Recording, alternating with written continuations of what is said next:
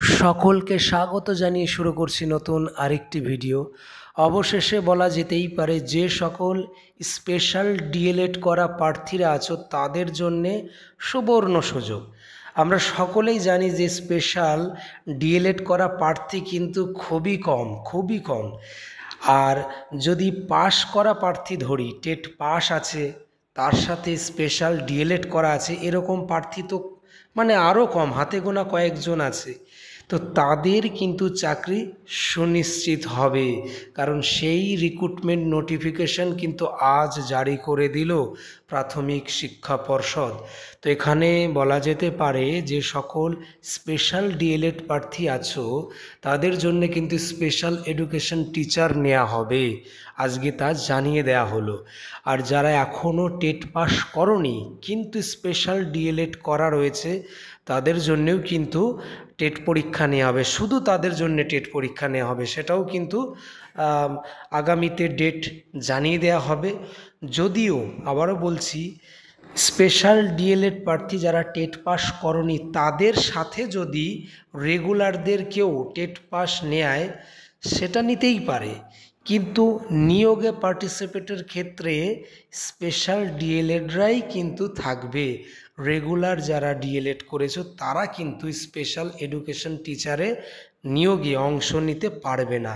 তো এক কথায় বলা যায় যে সকল টেট পাস প্রার্থী আছো তাদের তো চাকরি আমি অন্তত মনে করি প্রায় সুনিশ্চিত।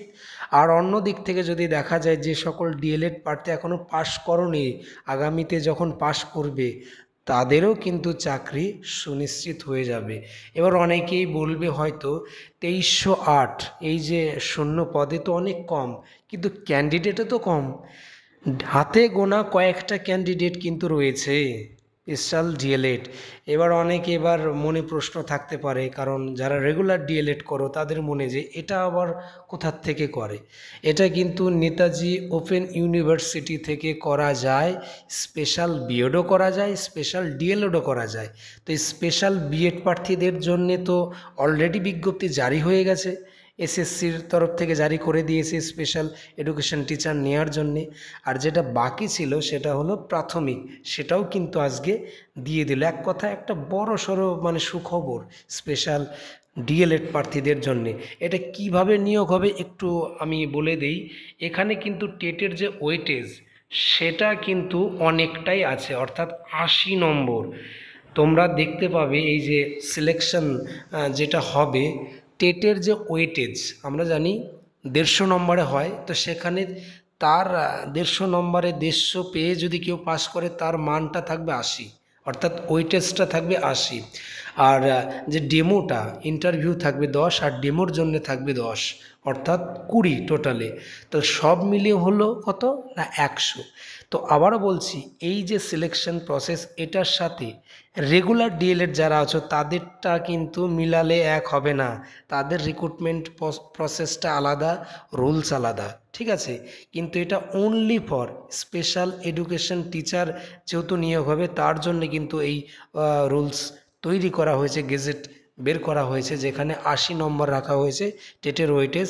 তো যতই থাকুক না কেন, এক কথায় বলতে গেলে এসসি এসটি ওবিসি সে যে ক্যাটাগরি হোক না কেন চাকরি কিন্তু পাবে, এইটুকু আমি বলে দিতে পারি। স্পেশাল ডিএলএড প্রার্থী যারা আছো আমি আবারও বলছি তোমাদের জন্য একটা বিরাট বিরাট সুখবর, পুজোর আগেই বলতে গেলে একটা বড় ধামাকা।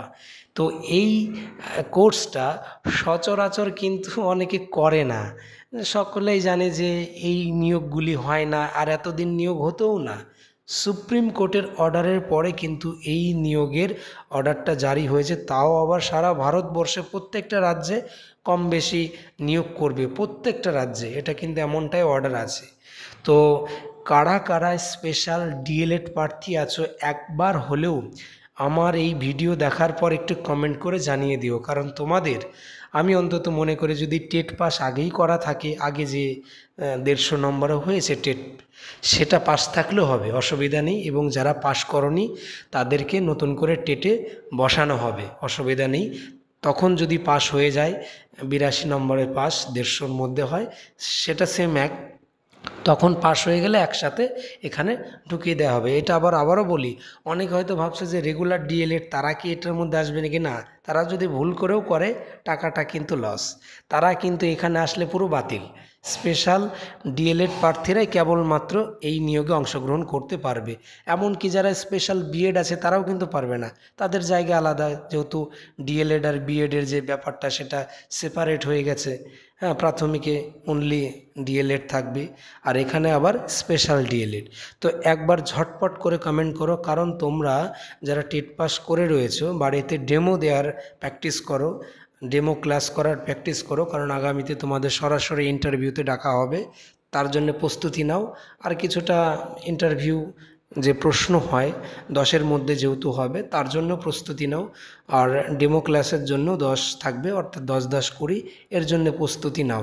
তবে এইটুকু বলতে পারি যে ক্যাটাগরি হও না কেন, তোমাদের চাকরি কিন্তু কনফার্ম, এটুকু আমি বলে দিতে পারি। তো এই ভিডিওতে এইটুকু ইনফরমেশান ছিল। এখনও যারা আমার এই চ্যানেলটিকে সাবস্ক্রাইব করোনি, দয়া করে চ্যানেলটিকে সাবস্ক্রাইব করে এই রকম ধরনের তথ্য বা ভিডিও পেতে অবশ্যই সাবস্ক্রাইব করে রেখো।